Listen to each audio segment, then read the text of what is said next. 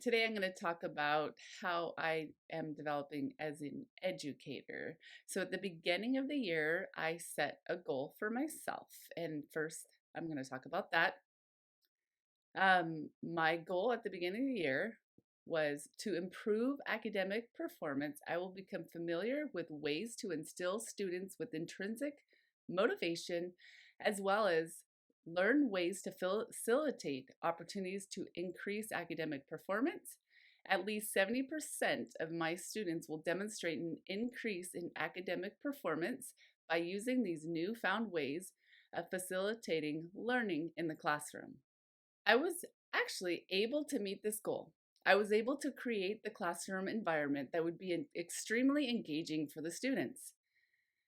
I what I did is I set the centers so it would be activities that they wanted to learn about. I observed them and I watched how and what they were interested in. And then I presented those items and allowed them to learn through activities that would be their choice. Through the data collection, I was able to see an increase in academic performance for 90% of my students. The few students that did not have as much growth were frequently absent. So maybe that could have been why they didn't show as much academic growth.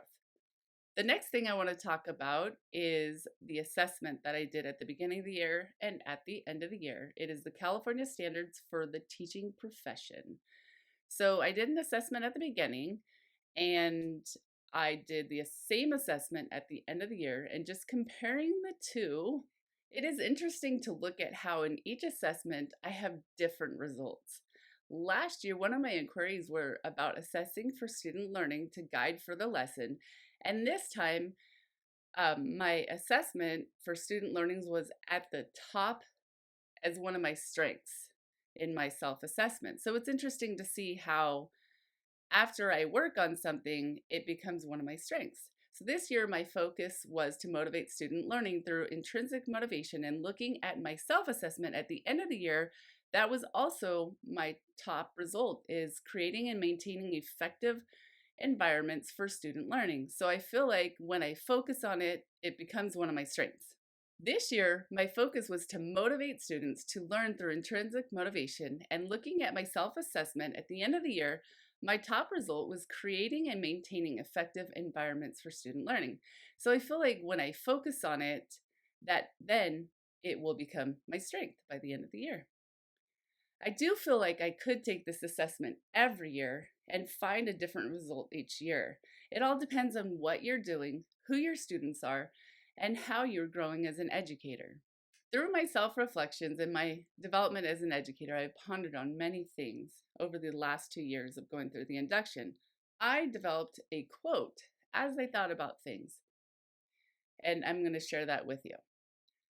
I am on a never-ending journey, on a tale of always maturing, always growing, and always seeking mastery, but yet never arriving. It is a journey not set out for most, but for those who we call educator, leader, teacher, instructional coach, and mentor. I came across this as I was thinking about things in self-reflection, and it made me realize that I'm never going to get to mastery because every year I'm always learning new things, always having new students, and always having to adapt and change. Through my journey this year, there wasn't a whole lot that had surprised me, but I was able to overcome many things, which isn't much of a surprise as I usually pull through no matter what the situation. One situation stands out the most. It was a huge mountain that was set so far ahead. I learned how to navigate and collaborate with my multidisciplinary team as I traveled through the Rocky Mountains. Sometimes there was extremely large boulders causing me some weariness, but rest assured, my team would come and hold my hand along the way. As I passed each boulder, they would come and go as I needed water or just a helping hand to get through the rubble. The joy came when I reached the end of my journey as I approached the top of the mountain. I appreciate all who supported me and provided a helping hand or a drink of water when needed. As I stated before, this is a journey not set out for most, but for those who we call educator, leader, teacher, instructional coach, and mentor. Now, as the induction comes to an end, I reflect on my goals that I will continue to have. Just because the induction is done doesn't mean my goals stop. My goal is to find an easy process of data collection and assessment procedures, as well as researching evidence-based practices and applying them in my class.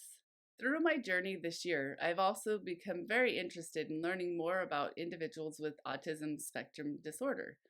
My plan is to continue my education through online training courses and collaboration, which will help me to remain connected. As long as I'm continuing my education and collaboration, I will always be connected as an educator. I will assess this through reflecting and collaborating with others to ensure I'm able to reach my goals as an educator. Currently, I collaborate on a daily basis with the other preschool teacher, and we talk about just different hurdles that we have to go through, and we bounce ideas off of each other. That collaboration is key. As we talk together, we try and figure out how we could address the situation to be better for our students.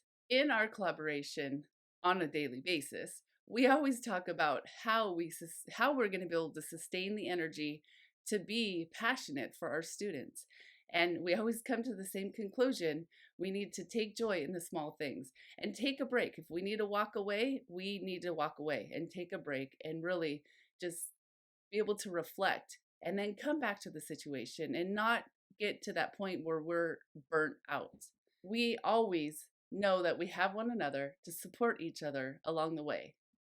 Being able to collaborate with a multidisciplinary team is key in keeping that passionate and be able to sustain energy.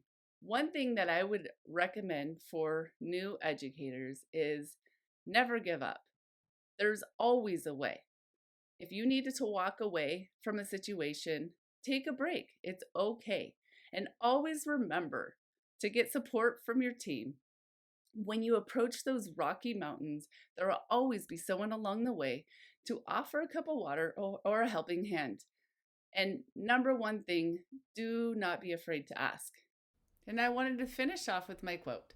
I am on a never-ending journey, on a tale of always maturing, always growing, and always seeking mastery, but yet never arriving. It is the journey not set out for most, but for those who we call educator, leader, teacher, instructional coach, and mentor.